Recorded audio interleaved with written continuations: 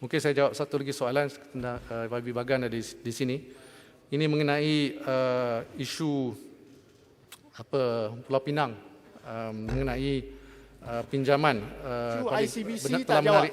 ICBC tak jawab. Saya jawab sekali lagi. Sorry.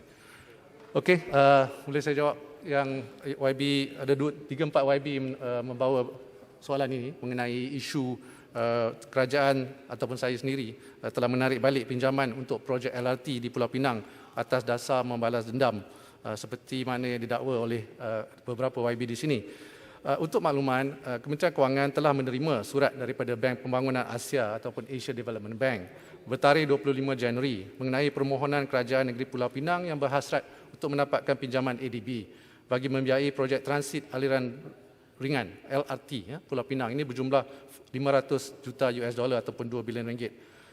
Dalam hubungan ini, pihak ADB telah mencadangkan 3 option pembiayaan seperti berikut. Pertamanya dengan izin direct loan to the state government with sovereign guarantee from the government of Malaysia, atau direct loan to the government of Malaysia with re-lending to the state government, atau direct loan to a special purpose vehicle with sovereign guarantee from the government of Malaysia.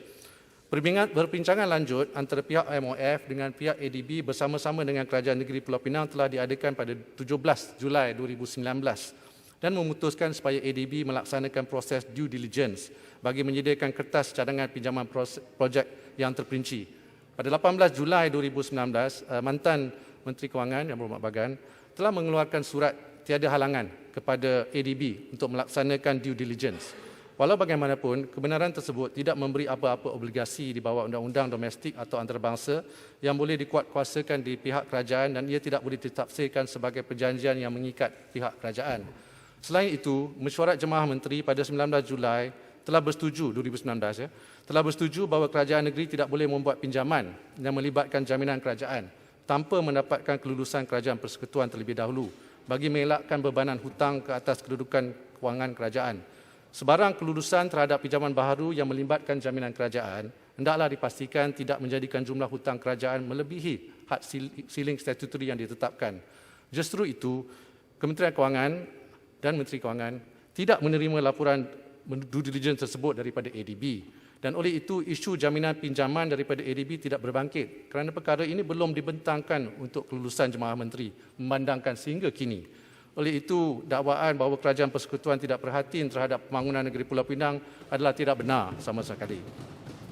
Perlu difahami bahawa keputusan yang dibuat oleh Kementerian Kewangan untuk tidak meneruskan pinjaman dengan ADB adalah berkaitan dengan sumber pembiayaan bagi pelaksanaan projek pembangunan dan bukannya melibatkan cadangan pembatalan projek.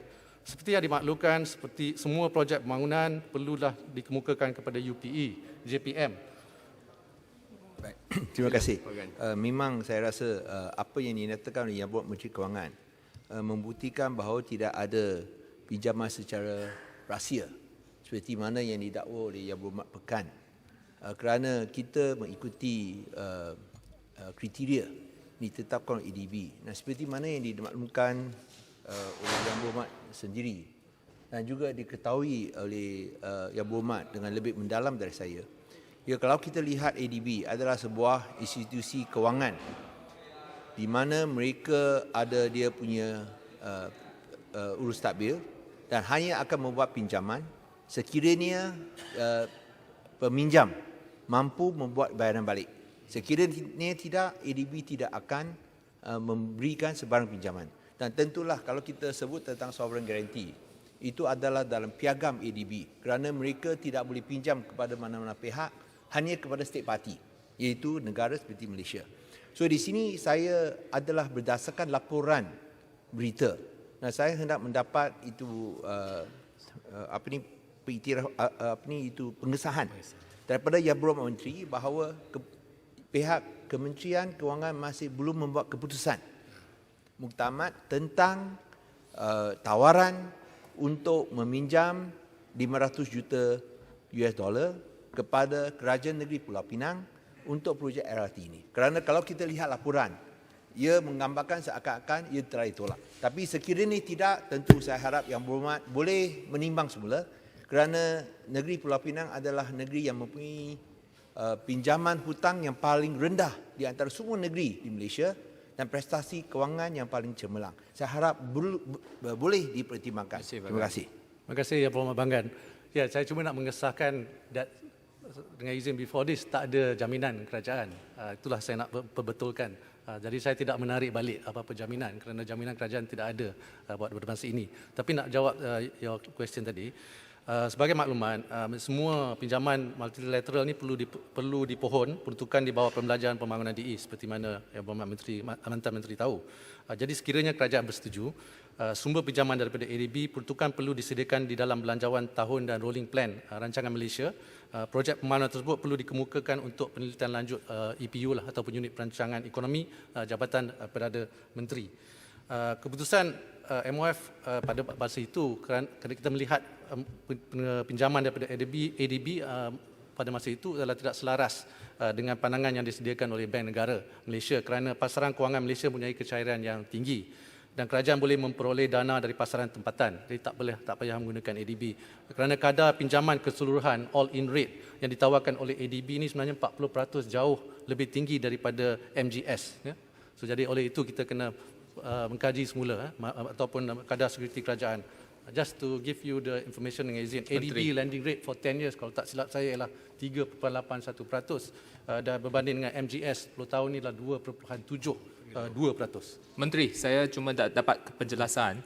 Adakah Menteri akan consider a second option, iaitu memberi bond, membiarkan Kerajaan Negeri Pulau Pinang mendapatkan bond daripada pasaran Malaysia, ya?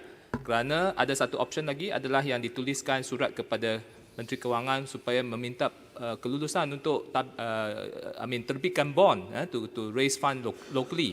Jadi adakah Menteri juga boleh pertimbangkan itu atau apa pendirian kementerian? Terima kasih. Terima kasih, Mai Maru. Sila. Seperti yang disebut tadi, kita akan berbincang dengan EPU, tetapi kos itu adalah penting, the financing cost, kerana ADB cost for financing adalah tinggi pada sini. Yang Berhormat, Ya, saya terakhir, itu kita terpulang kepada pihak kementerian untuk menentukan jenis ataupun skim pinjaman mana yang paling lumayan atau paling munasabah kepada negara.